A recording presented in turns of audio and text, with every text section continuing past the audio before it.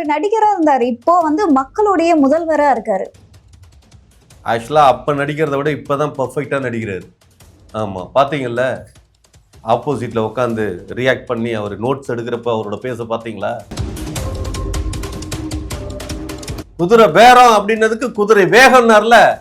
ஆமா, பேரத்துக்கு வேகத்துக்கு எவ்வளவு சக்கு சக்குன்னு அடிச்சு தூள் கலப்பினார்ல. ஆமா, தமிழ்நாடே கை தட்டுது தெரியுமா? எல்லாம் இது அந்த கட்சியில இருந்து எல்லாம் மறுபடியும் ரீ எலெக்ஷனுக்கு எம்எல்ஏ எல்லாம் ரிசர்வ் கட்சி எடப்பாடி கையெழுத்து போட்டு எல்லாத்தையும் இது பண்ணிட்டு எப்படி இந்த சூழ்நிலை வரும்? மெஜாரிட்டி இல்லையாமே, பணம் சரியா கொடுக்கலையாமே, பணம் பட்டுவாட அந்த இது சோஃபா வந்து சில வீட்டுக்குலாம் இன்னும் போகலையாமே சோஃபா. இப்ப எல்லாருக்கும் என்ன கேள்வினா, அந்த சோஃபாக்குள்ள என்னத்த ஆரம்பிச்சு ஏங்க மறுபடியும் நீங்க எங்க ஆரம்பிச்சீங்க? எங்க புஷ்பான்னா எந்த புஷ்பா? ஆமா பாருங்க, நீங்க 1000 பேசினாலும் சரி, சட்டப்பூர்வமா மக்கள் வாக்களிச்சு அதிகப்படியான உறுப்பினர்கள்லாம் ஆதரவு கொடுத்து அவர் முதலமைச்சர் ஆயிட்டாரு. எங்களை பொறுத்த மட்டும் மாண்புமிகு முதலமைச்சர் விஜய், என்னை பொறுத்த மட்டும் நான் திமுக ஆதரவாளர் தான். ஆமாங்க சார். அதே வேளையில இப்பதான் ஆட்சி அமைச்சு சார், நீங்க திமுக ஆதரவாளர் சும்மா பொய் சொல்லாதீங்க சார். துண்டே வந்து தாவேக்கா துண்டை போட்டுட்டு உட்காருங்க. ட்ரெஸ்ஸும் அதே ட்ரெஸ். ஆமா, ட்ரெஸ் பாருங்க, பேண்ட்டும் சட்டை. அவர் கட்சியில நீங்க ஜாயின் பண்ண போறீங்கன்னு சொல்லுங்க. ஆமா, அதை விட்டு உங்களுக்கு போன் வந்திருக்கும். ஆமா, நீங்க சொல்ல மாட்டீங்க. உங்க வீட்டுக்கு சோபா வரும் சார், சீரியஸா சின்ன சோபா வரும்.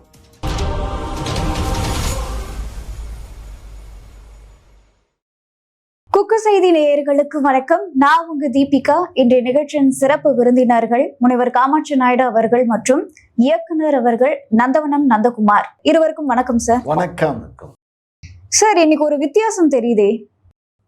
என்ன வித்தியாசம்? கோட் போட்டுட்டு வரலையே நீங்க? அடையாங்க, நீங்க வேற. நான் லாஸ்ட் டைமே வந்து வீட்டில் உட்காந்து அயன் பண்ணிட்டு இருக்கிறப்ப சார், இந்த திமுக கவர்மெண்ட், அப்ப திமுக கவர்மெண்ட் தானே, சரி, இவர் தானே இப்பைக்கு வந்தாரு. அப்ப நான் கோட்டை போட்டுட்டு இருக்க திமுக கவர்மெண்ட். திடீர்னு ஈபில வந்து கரண்ட்டை ஜாஸ்தியா விட்டு கோட்டை பொசிக்கிட்டாங்க சார் திமுக காரங்க. ஆமா, எவ்வளவு பெரிய சதி. அப்புறம் காய வச்சேன். சரி, மறுபடியும் ஒட்டு போட்டு காய வச்சேன். காய வச்ச போட்டா காணாம் சார். அது என்ன பண்றதுன்னே தெரியல. இப்ப இல்ல கம்ப்ளைண்ட் கொடுத்தீங்களா காணோன்னு? எப்படிங்க கிழிஞ்சு போயிருக்கு. ஆமா, கம்ப்ளைண்ட் கொடுக்கலாமான்னா யார் மேல, யாருன்னு இவன் தான் என் கோட்டை எடுத்தான்னு யார் மேல கம்ப்ளைண்ட் கொடுக்கறது? யார் மேல சந்தேகமே வரலையா? இப்ப எனக்கு வந்து விஜய் மேலதான் சந்தேகமா இருக்கு. அவர் போட்டிருக்க கோட்டும் என் கோட்டும் ஒரே மாதிரி இருக்கிறது மாதிரி எனக்கு ஃபீல் ஆகுது. அதை வீட்டுல இருக்கிறவங்கள்ட்ட சொன்னா, இல்ல நேத்து கூட ஜேம்ஸ் பாண்ட் படத்துல நாட் 7 போட்டுட்டு வந்தார்ல, அந்த கோட்டு கூட பாத்தீங்களா அப்படின்னு அதை காட்டுறாங்க. இப்ப நாட் 7 போட்டிருக்கிறதும் அதுவும் நம்ம கோட்டு மாதிரியே இருக்குது. இந்த கோட்டு விஜய் போட்டிருக்கிறதும் நம்ம கோட்டு மாதிரியே இருக்கு. எனக்கு பெரிய கன்ஃபியூஸா இருக்கு. அதனாலதான் நான் வந்து அஸ்ரா கார்க்க போய் பார்க்கல. உங்களுக்கு அடையாளம் தெரியலையா? அடையாளம் தெரியல இல்லைங்க, நம்ம போட்டு பார்த்தாதான் நமக்கு தெரியும். புரியுதுங்களா? இப்ப என் கோட்டு கொஞ்சம் நாரும், அந்த நாத்தம் இப்ப இருக்குதா இல்ல சென்ட் அடிச்சு மறைச்சிட்டாங்களா அப்படிங்கறதெல்லாம் நமக்கு தெரியல சார். என்ன சார் நினைக்கிறீங்க? நான் அவ்வளவு வருத்தப்பட்டு பேசிட்டு இருக்கேன். நீங்க என்ன சார்? சார், அதுவும் உங்க ஆட்சியில தான் காணாம போச்சு, சதி பண்ணிட்டீங்க, அதிகமா கரண்ட் வச்சு தீச்சிட்டீங்க அப்படின்னு சொல்லிட்டு இருக்காரு.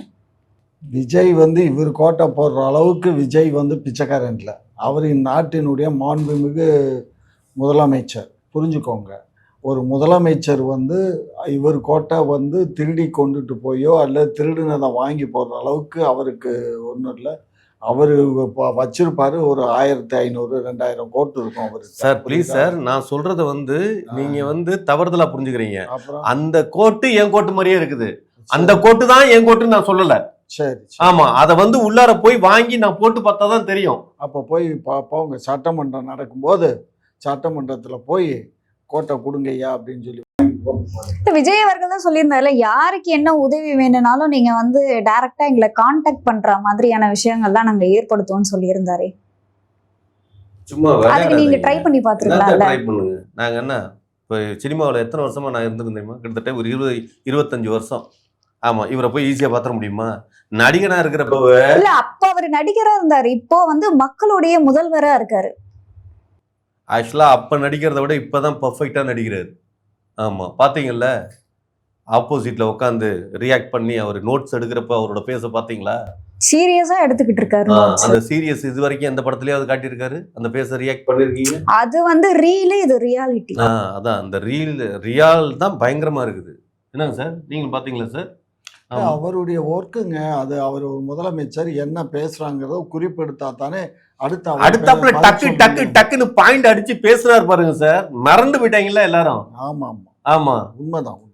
குதிரை பேரம் அப்படின்னதுக்கு குதிரை வேகம்னார்ல.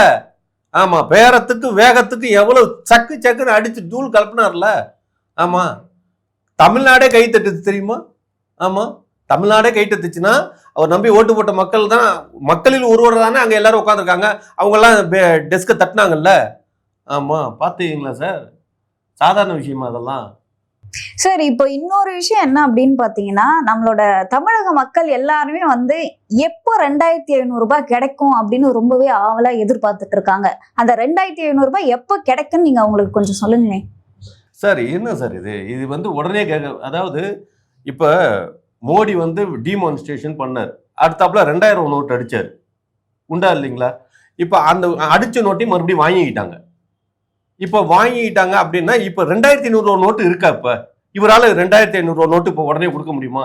அச்சடிச்சு பிரிண்ட் ஆகி வந்து அது டிஸ்ட்ரிபியூஷன் ஆனதுக்கு அப்புறம் தானே கொடுக்க முடியும். அதானே சார்? சார் ஏங்க நீ என்ன லூஸா? 2500 நோட்டு பிரிண்ட் பண்ணுவாங்களா? என்ன பேசுறீங்க? 2500 ரூபான்னா அமௌண்ட்டுடைய அந்த குவான்டிட்டி தான் 2500 தவிர பூரா இப்போ 500 ரூபா நோட்டு 5 நோட்டு கொடுத்தா 2500. அதுவும் பேங்க்ல தானே வர வைக்கிறப்ப தான், கேஷ் டிரான்சாக்ஷன் இல்லையே. எல்லாமே பேங்க் மூலியமா தானே கிரெடிட் கொடுக்குறாங்க அக்கௌண்ட்ல. சரிங்க சார், என்ன பேசுறீங்க? சும்மா ஆட்சி எடுத்து 4 நாள் ஆச்சு, சொல்லி இருக்கணும்ல இன்ன டேட்டுக்கு நாங்க போடுறோம், இன்ன டேட்டுக்கு வரும் வராதுங்கிறத இன்ஃபர்மேஷன் மக்களுக்கு சொல்லணுமா இல்லையா? எப்ப கொடுப்போங்கிறத சொல்லணுமா இல்லையா? அதை நம்பிக்கிட்டு இருப்பான்ல, இந்த மாசம் வருமா, இந்த 1000 ரூபாய் வருமா, இல்ல 1000 ரூபாய் இல்ல 2500 ரூபாய் வருமா அப்படின்னா என் கணக்குக்கு நான் கேட்டேன் பாட்டிக்கிட்ட. பாட்டி தான் சொன்னாங்க அதெல்லாம் தம்பி தருவாப்ல, 2500 நோட் அடிச்சு கொடுப்பாப்லன்னு பாட்டி சொன்ன செய்தியை தான் நான் இப்ப உங்கள்கிட்ட சொன்னேன். 2500 நோட் அடிக்கிற அதிகாரம் இவருக்கு கிடையாது. அது ரிசர்வ். அது பாட்டிக்கு தெரியல சார். பாட்டிக்கு தெரியலன்னா உங்களுக்கு தெரியணும்ல. அதை நீங்க இங்க வந்து ஒரு ஊடகத்துல நீங்க பேசுறீங்கன்னா அதை கொஞ்சம் உள்வாங்கி இல்ல பேசணும். நாமளும் பாட்டி சொன்னதை அப்படியே பேசிடக்கூடாது. நீங்க இதெல்லாம் தவறுங்க. நீங்க விஜய் வந்து இப்பதான் ஆட்சி அமர்ந்து 10ஆம் தேதி ஆட்சி அமைச்சிருக்காரு. இன்னைக்கு எத்தனை நாள் ஆகுது? 4 நாள் ஆகுது. ஆமாங்க சார். 4 நாளையில எத்தனை சட்டங்களை ஏற்றி இருக்காரு? கொஞ்சமாவது புரிஞ்சு பேசுங்க. என்னென்ன சட்டம் சார்? என்ன நம்பிக்கையில்லா தீர்மானத்தை ஜெயிச்சு காட்டியிருக்காரு. 144 காட்டிட்டாரு. அதிகப்படியான உறுப்பினர்கள் அவருக்கு ஆதரவு கொடுக்குறாங்க. அதுவே பெரிய விஷயம். அதை முடிச்ச உடனே சட்டமன்றத்தை ஒத்தி வச்சாச்சு, தேதி குறிப்பிடாம. 2வது, ஏற்கனவே அவரு பதவியேற்ற அன்னைக்கே 3 சட்டத்துல கையெழுத்து போட்டுட்டாரு. இப்ப மறுபடியும் ஒரு 13-14 வேகமா இன்ஸ்ட்ரக்ஷன்ஸ் கொடுத்திருக்காரு டிபார்ட்மெண்ட்டுக்கு. சோ இதெல்லாம் வந்து அவ்வளவுதாங்க. நான் என்ன சொல்றேன், அப்ப மறுபடியும் இந்த மாதிரி சட்டமன்றம் வந்து அடிக்கடி டெல்லியில ஒத்தி வைக்கிறாங்கல்ல பாராளுமன்றத்தை, அது மாதிரி சட்டமன்றம் வந்து அடிக்கடி ஒத்தி வைக்கப்படும், அப்படிதானே சார்? ஆமாங்க. பேசுறதுக்கு பதில் இல்லாம ஒத்தி வைக்கிறதா, இல்ல வேலை அதிகமா இருக்குது நாட்டை காப்பாத்தணுங்கிற இதுல முன்னெடுப்புல ஒத்தி வைக்கிறாங்க? அதாவது ஒரு வருஷத்துக்கு வந்து எத்தனை முறை வந்து எவ்வளவு நாள் சட்டமன்றம் நடக்கணுங்கிறத ஒரு விதி இருக்கு. அந்த விதிப்படி அவங்க நடக்கும். இப்ப அவங்க ஆட்சிக்கு வந்திருக்காங்க. இப்ப வந்த பின்னாடி இவங்க அந்த டிபார்ட்மெண்ட்ல ஒவ்வொரு டிபார்ட்மெண்டா கூப்பிட்டு அவர் ஒரு முதலமைச்சர் அவங்க அதிகாரிகளோட டிஸ்கஸ் பண்ணி என்னென்ன உங்க டிபார்ட்மெண்ட்ல என்ன இருக்கு, என்ன செய்யணும், என்ன மாதிரி இருக்குங்கிறதெல்லாம் அவங்க எல்லாத்தையும் கனெக்ட் பண்ணி இப்ப பட்ஜெட் வேற தாக்கல் பண்ணணும். அப்ப நாங்க தாக்கல் பண்ணது இடைக்கால பட்ஜெட். முழுசா ஒரு பட்ஜெட் வேற போடணும். ஆமா, பட்ஜெட் வந்து வெள்ளை அறிக்கையை கொடுத்து வெள்ளை அறிக்கையை ஃபர்ஸ்ட் சப்மிட் பண்ணி அதுக்கப்புறம் பட்ஜெட் கோட் பண்ணுவாங்களா சார்? அப்படிதானே சொல்லியிருக்காரு. வெள்ளை அறிக்கை அவர் கொடுக்குறேன்னு சொன்னாரு. வெள்ளை அறிக்கை கொடுக்கிறாரா, வெள்ளிக்காயை கொடுக்கிறாரா, அதை விடுங்க.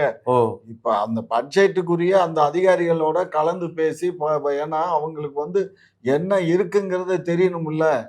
அது இப்பதானே உள்ள போயிருக்காரு. இவர் இல்ல அரசியல்வாதியா, நிரந்தரமான அரசியல்வாதியா இருந்தா அது வேற மாதிரி. ஆனா எல்லாமே புதுசா இருந்தது சார். சட்டமன்றத்துல என்னன்னா இது வரைக்கும் பைபிள் வசனங்களை சொல்லி யாரும் சட்டமன்றத்துல நடத்தல. ஏன் பைபிள் வசனத்தை சொல்றப்போ ஒரு கீதை வசனத்தையும் சொல்லி இருக்கலாம்ல, ஒரு இஸ்லாத்துல இருக்கிற வசனத்தையும் சொல்லாரு. அது ஏன் பைபிள் வசனம் மட்டும் அங்க சொன்னாங்க சார்? நான் ஒரு நடுவரா இருக்கிறவரு ஒரு மதத்தை சார்ந்த இப்ப இதுக்கு மட்டும் இது கொடுக்கறது மாதிரி இருக்குல்ல சார்? அதெல்லாம் மக்களுக்கான கொஸ்டினா இருக்குல்ல. ஒரு மதத்தை சார்ந்தவங்களா ஒரு நடுநிலைன்னு ஒருத்தர் நிப்பாட்டிட்டு அவர் ஏன் ஒரு மதத்துக்கான விஷயத்த பேசுறாரு சார்? இது மதச்சார்பற்ற நாடு, அவரு மதச்சார்பற்ற. அப்ப மதச்சார்பற்ற நாடுனா 3 பேத்துக்குமான முக்கியத்துவம் கொடுத்துருக்கோம்ல சார். அது ஒரு முக்கியத்துவம் மட்டும் வர்றப்ப ஏன் பைபிள்ல தான் அப்ப நல்ல வசனங்கள் இருக்கா, கீதையில இல்லையா, அப்ப இது குரான்ல இல்லையா அப்படிங்கிற ஒரு கேள்விகள் எல்லாம் ஆரம்பிக்குது இல்ல சார்? நீங்க என்ன புதுசா என்னத்தையோ கலப்பிட்டு இருக்கீங்க? நான் இதுவரை இல்ல சார், இதுவரை கேள்வி சொன்னாரு, நீங்க என்ன சொல்லி இருக்கணும்னு நீங்க எதிர்பார்க்கறீங்க? இல்ல, ஒரு நல்ல விஷயத்த சொல்லியிருக்காரு, பைபிள மேற்கோள் காட்டி இப்படி அப்படின்னு. அப்ப பைபிள்ல தான் நல்ல விஷயங்கள் இருக்குதா, அதை ஏன் கீதையில சொல்லக்கூடாதா? மேற்கோள் காட்டுறது கீதையிலயும் ஒரு வசனத்தை சொல்லியிருக்கலாம் இல்லையா? சரி, இது 3த்துக்கு உலக பொதுமுறைன்னு ஒண்ணு வச்சிருக்காங்கல்ல. நாங்க பைபிளும் வேணாம், இதுவும் வேணாம், எது கீதையும் வேணாம், குரானும் வேணாம். ஒரு திருக்குறள்ல இருந்து சொல்லக்கூடாதா? திருக்குறள் இல்லாததா இந்த உலகத்துல இருக்குது, அதுல இருந்து சொல்லியிருக்கலாம்ல. ஏன் அதெல்லாம் நடத்தாம பைபிள் நடத்துனீங்க அப்படின்னா, நாங்கள் பிஜேபிக்கு அண்டர் கிரவுண்ட்ல நாங்க வேலை செய்யல அப்படிங்கறத மக்களுக்கு பறைச்சாட்டுங்கிறதுக்காக இப்படி ஒரு பொய் கட்டமைப்பு பிம்பத்தை ஏற்படுத்துறீங்களா? எதிர்ப்புன்னு காட்டுறீங்களா? எஸ், இப்படி கூட இருக்கலாம் இல்லையா? அப்ப என்ன, எதை நோக்கி இது இருக்குது? நான் கேக்குறது இருக்குன்னு நீங்க தான் சொல்லணும் சார். நீங்க சனாதன எதிர்ப்புங்கிறது இங்க இருக்கிற, நல்லா ஒன்று தெரிஞ்சுக்கங்க, தமிழ் பிராமணன்னு ஒரு குரூப் இருக்கான், ஆரிய பிராமணன்னு ஒரு குரூப் இருக்கான். அவனா நினைச்சுப்பான். ஆமா, இந்த நினைச்சிட்டு இருக்கிறவனுக்கும் இந்த மண்ணுக்கு சொந்தக்காரனா இருக்கிறவனுக்கும் வித்தியாசம் இருக்குது. இந்த ஆரிய பிராமண குரூப் இருக்கானுங்களே, யாருன்னா இந்த இருக்கான்ல, யாரு, எல்லாமே ஆரியன் தான். ஆரியன்ல 7 தலைமுறை இங்க இருந்தவன் தமிழ் பிராமணன் மாறி இருக்கான். மாறாம இன்னமும் நாங்க மாறலடான்னு நினைச்சிட்டு இருக்கவன் இருக்கான்ல, இந்த கிரீஸ் தானே பாடகரு, அவர் சனாதானம் ஜெயிச்சதா சொல்லி பேசிட்டு இருக்காருல்ல. இவங்களோட மனநிலை எப்படின்னா, சனாதானத்துல என்ன ஒரு இதுன்னா, பல்லக்குல இவங்க உட்காந்து போக, யாரு குருக்கள் பல்லக்குல உட்காந்து போக 4 அடிமைகள் தூக்கிட்டு போகணும் இப்படிங்கறதெல்லாம் இருக்குது. இன்னைக்கு அப்படி தூக்கிட்டு போக முடியுமா?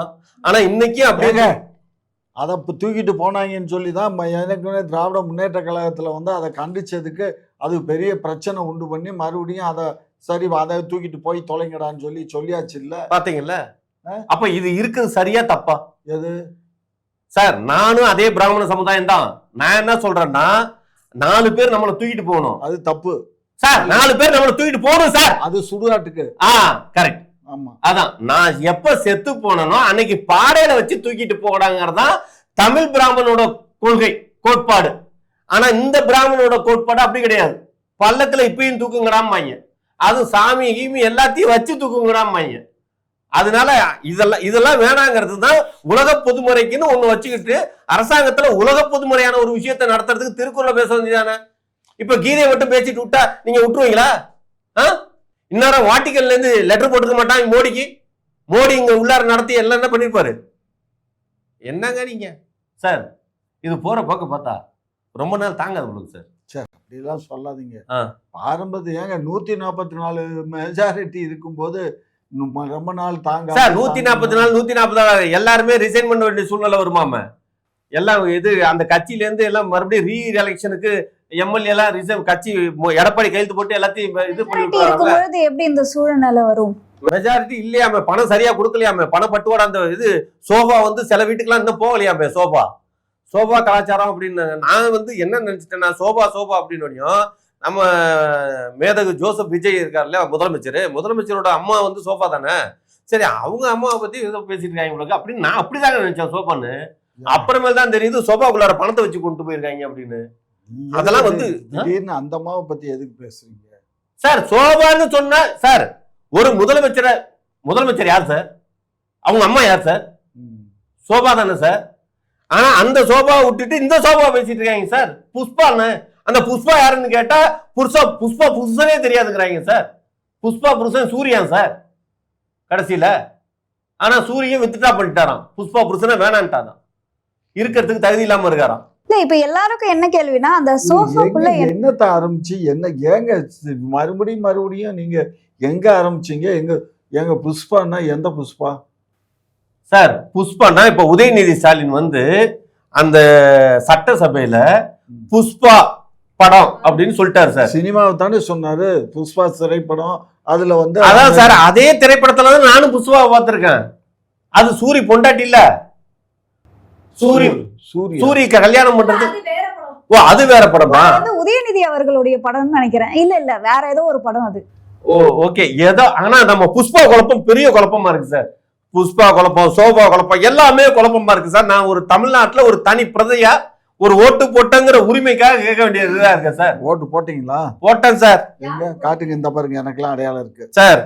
எங்க சார் இதுல தான் சார் மைய வச்சாங்க. சும்மா அந்த கதையெல்லாம் ஒரு நீங்க ஓட்டே போடல சார். ஏங்க எங்களுக்கு போட்டு இவ்வளவு நாள் ஆச்சு, இந்த இருக்கு சார். உங்களுக்கு வந்து மை டூப்ளிகேட் மை, எனக்கு டூப்ளிகேட் மை வச்சிட்டாங்க சார். மையிலையும் பாத்தீங்களா காசு அடிச்சிருக்காங்க சார். உங்களுக்கு எல்லாம் ஒரிஜினல் மை யார் வச்சிருக்காங்க. சார் ஜெயிச்சிருக்காங்க?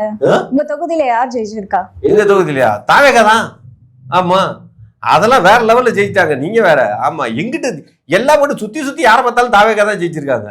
ஆனா தாவேகா ஓட்டு போட்டவங்க மக்கள் கேட்டா நீங்க தாவேகா இல்லையா, நாங்க திமுகவுக்கு போட்டோம் அப்படிங்கிறாங்க. எனக்கு புரியவே மாட்டேங்குது. ஓட்டு போட்டவனை கேட்டா திமுகங்கிறான், ஏடிஎம் கேட்கறான்.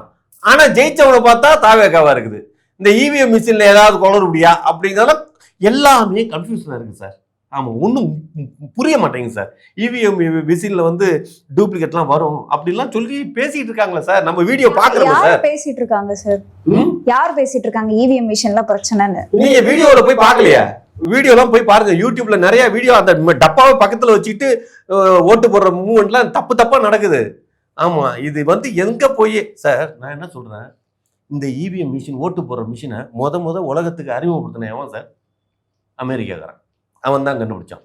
ஆனா அவன் நாட்டுல இன்னைக்கு இந்த மிஷினை யூஸ் பண்றானா சார்? அவன் பேப்பர்ல தான் போடுறான். ஏன் போடுறான்? அப்ப இந்த மிஷினை கண்டுபிடிச்ச அந்த கம்யூனிட்டிக்கே தெரியுது இது தப்புடா அப்படின்னு. அப்ப அந்த தப்பை நீங்க இன்ன வரைக்கும் தூக்கி வச்சு கொண்டாடிட்டு இருக்கீங்கன்னா ஏன் அவன் பண்ணல? கண்டுபிடிச்சவன் சார், அவன் பண்ணல. அதை ஏன் யோசிக்க மாட்டேங்கிறீங்க யாருமே? போய் நெட்ல போய் பாருங்க சார். நான் சும்மா சொல்ல முத இப்ப என்ன சொல்ல வர்றீங்க? தெரியல சார். எதனால எவன் தோத்தான் எவன் ஜெயிச்சான் அப்படின்னே தெரியல சார். சார் இப்பதான் தாவேகா ஜெயிச்சிருச்சுன்னு தானே உலகமே சொல்லுது. நான் வந்து ஜெயிச்சவங்களை பத்தி பேசல, அந்த இவி மிஷினை பத்தி பேசுறேன். அதெல்லாம் விடுங்க. இப்ப அதெல்லாம் போயாச்சு, ஜெயிச்சாச்சு, ஆட்சி அமைச்சாச்சு. இன்னைக்கு கூட 1000 ரூபாயோ 2500 ரூபாய் இன்னைக்கு அவர் 1000 ரூபாய் வரவு வைக்கப்படும். 1000 ரூபாய் வரவுங்கிறது இவங்க ஆட்சியில உருவாக்குனது இல்லையா? அது முக ஸ்டாலின்ல திமுக ஆட்சியில உருவாக்குனது தானே. இவங்க 2500 ரூபாய் சொன்னது எப்ப சார் வரும்? அது அவர்கிட்ட தான் கேட்கணும். இல்ல நீங்க தானே சொன்னீங்க 2500 ஓ, ரூபாய் நோட் அடிச்சிட்டு இருக்கான். அம்மா ஐயோ, நம்ம வேற மறந்து சார், பேசுன விஷயத்த மறந்து போறேன் சார். நான் வந்து இந்த சஞ்சய் ராமசாமி மாதிரி நமக்கு அந்த நோய் இருக்கு பிள்ளை சார். ஆமா, நான் பாட்டுக்கு ஒரு 10 நிமிஷத்துக்கு முன்னாடி தான் சார் உங்கள்கிட்ட பேசியிருக்கேன். இந்த 2500 நோட்டை மறுபடியும் பாருங்க சார், மறந்துடுறேன். சஞ்சய் ராமசாமிக்கு என்ன நோய் இருக்குதோ அதே நோய் எனக்கு இருக்கு சார். நான் முதல்ல ஆஸ்பத்திரியில போய் வைத்தியம் பார்க்கணும் சார். ஆமா சார், அதே மாதிரி ஒரு விஷயத்தையும் மறந்துட்டீங்க. அந்த சோஃபாக்குள்ள என்ன இருக்குன்னே நீங்க சொல்ல மாட்டேங்கிறீங்களே. இப்ப புஷ்பா படம் பாத்தீங்கன்னா, நான் இந்த புஷ்பா சொல்ல, புஷ்பா புருஷனை விட்டுருங்க. அந்த புஷ்பா படத்துல சார், ஏன்டா ஒரு சட்டசபையில உதயநிதி புஷ்பா படத்தை பத்தி பேசினாருன்னு யோசிச்சேன் சார்.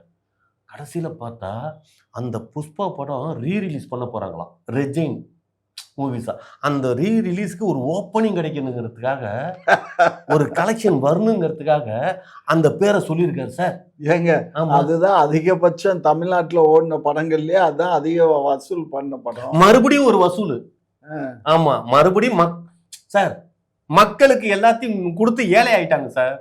ஆமா, கட்சி ஏழை ஆயிருச்சு, மக்களுக்கு எல்லாத்தையும் கொடுத்தாச்சு. இப்ப மறுபடியும் வசூல் பண்ணணும்ல, அதனாலதான். ஆனா அந்த படத்துல என்ன சொல்றாங்கன்னா, அந்த படத்துல சோபாவுக்குள்ளார பணத்தை அடுக்கி வச்சு கொண்டு போய் அரசியல்வாதிங்க வீட்டுல கொடுப்பாங்க. சரி, அது வந்து இப்ப இப்ப விஜய் போறாரு சார். யாரு இவரு வீடு, வேலுமணி அவர்கள் வீட்டுக்கு கூட வந்து போறதுக்கு முன்னால சோபா, புதிய சோபா போகுது சார். அப்ப அந்த சோபாக்குள்ளார பணம் இருக்குதா அப்படின்னா இல்ல. ஆமா, ஏன் அப்படின்னு கேட்டா சோசியக்கார் வந்து சொல்லியிருக்காரு சார், நீங்க எங்க போய் உட்கார்ந்தாலும் அந்த இடத்துல புதிய சோபாவில் உட்காருங்க. ஏன்னா இப்போ நான் வந்து கிளாஸ் ரூம்ல எல்லாம், ஸ்கூல்ல எல்லாம் வந்து நமக்கு வேண்டாத வந்து கீழே குண்டு ஊசி வச்சுருவாங்க சார். போய் உட்காந்தவங்க குத்துணும் வலிப்பு சார். இப்போ அது மாதிரி மேதகு முதலமைச்சர் போய் உட்கார்றப்ப அந்த வீட்டுக்காரன் வேண்டாதவன் ஏதாவது பண்ணி பாமா சார், குண்டூசி குத்துங்கிற நீங்க பாம்பு வைக்கிறத பத்தி பேசுறீங்க. அந்த அளவுக்கு எல்லாம் இவர் மேதகு விஜய் வந்து ஒருத்தா சார்? இது என்ன வீரத்தமிழ் பிரபாகரனா குண்டு போட்டு இது பண்றதுக்கு? ஏன் சார் நீங்க? ஆமா, ஒர்த்தே இல்ல சார். முதல்வர் அவர்களை போய் ஒர்த்தே இல்லைன்னு சொல்றீங்க. ஐயோ, நீங்க நல்லா ஒர்த்து இல்லைன்னா நான் எதுக்குன்னா, இவங்க சொல்றது மாதிரி அந்த மாதிரி ஒரு என்ன சொல்றது அப்படியெல்லாம் பண்ற அளவுக்கு, இப்ப அவங்க சினிமாவில் வந்து பிளான் பண்ணுவாங்க இல்லையா, அந்த மாதிரிலாம் பிளான் பண்ற அளவுக்கு எல்லாம் இது இல்லை. அத சொல்றேன். ஆமா, பாருங்க, நீங்க 1000 பேசினாலும் சரி, sir. சட்டப்பூர்வமா மக்கள் வாக்களிச்சு அதிகப்படியான உறுப்பினர்கள்லாம் ஆதரவு கொடுத்து அவர் முதலமைச்சர் ஆயிட்டாரு. எங்களை பொறுத்த மட்டும் மாண்புமிகு முதலமைச்சர் ஜோசப் விஜய் அவர்கள் தான் முதலமைச்சர். சார் மேதகு ஜோசப் விஜய் சார், மேதகு ஜோசப் விஜய். மேதகு இல்ல, மேதகு கவர்னருக்கு தான், மாண்புமிகு தான் இவருக்கு. ஓ, அது அவருக்கு தான் எக்ஸலன்சிம்பாங்க, மேன்மைதகுன்னு தமிழ்ல சொல்லுவாங்க, ஆங்கிலத்துல எக்ஸலன்சிம்பாங்க. ஓஹோ. இவர் ஒன்லி ஃபார் தான். அப்ப மாண்புமிகு மாணவன் படம் நடிச்சது சார்? அது படத்துல அவரை மாண்புமிகு ஏங்க சார், படத்துல மாண்புமிகுன்னு முதலமைச்சர் சொல்றதா இல்ல மாணவனுக்கு சொல்றதா? மாணவனுக்கும் சொல்லுவாங்க. ஓ, மாணவனுக்கு மாண்புமிகு. இப்ப மாண்புமிகு மாணவனா இல்ல மாண்புமிகு முதலமைச்சரா சார்? மாண்புமிகு அதெல்லாம் அந்த பொண்ணு தெரியாம சொல்றா, பசங்களுக்கு எல்லாம் சொல்ல மாட்டாங்க. முதலமைச்சரை தான் மாண்புமிகு அப்படின்னு சொல்றது அமைச்சர்களுக்கு தான் பொருந்தும். ஓஹோ, சரியா? நல்லா இருக்கு சார். நல்லா இருக்குல்ல? ஆமாங்க சார். சரி, வேற வழி இல்லை சார், சார் நம்ம சொல்லிதானே சார் ஆகணும். சார் இங்க பாருங்க, என்னை பொறுத்த மட்டும் நான் திமுக ஆதரவாளர் தான். ஆமாங்க சார். அதே வேளையில இப்பதான் ஆட்சி அமைச்சு 4 சார், நீங்க திமுக ஆதரவாளர் சும்மா பொய் சொல்லாதீங்க சார். துண்டே வந்து தாவேக்கா துண்டை போட்டுட்டு உட்காருங்க. ட்ரெஸ்ஸும் அதே ட்ரெஸ். ஆமா, ட்ரெஸ் பாருங்க, பேண்ட்டும் சட்டை. அவர் கட்சியில நீங்க ஜாயின் பண்ண போறீங்கன்னு சொல்லுங்க. ஆமா, அதை விட்டு உங்களுக்கு போன் வந்திருக்கும். ஆமா, நீங்க சொல்ல மாட்டீங்க. உங்க வீட்டுக்கு சோபா வரும் சார், சீரியஸா சின்ன சோபா வரும். ஆமா, 3 பேர் உட்கார சோபா வராது, ஒரு ஆள் உட்கார சோபா வரும். வரட்டும் பாப்போம். குக்கு செய்தி நேயர்களுக்கு மிக்க நன்றி. 72,000 சப்ஸ்கிரைபர் தாண்டி போயிட்டு இருக்கும். இதே போல தொடர்ந்து உங்களுடைய ஆதரவை அளிக்கவும். அது மட்டும் இல்லாம லைக் பண்ணுங்க, ஷேர் பண்ணுங்க, சப்ஸ்கிரைப் பண்ணுங்க, மறக்காம பெல் ஐக்கனையும் கிளிக் பண்ணிருங்க.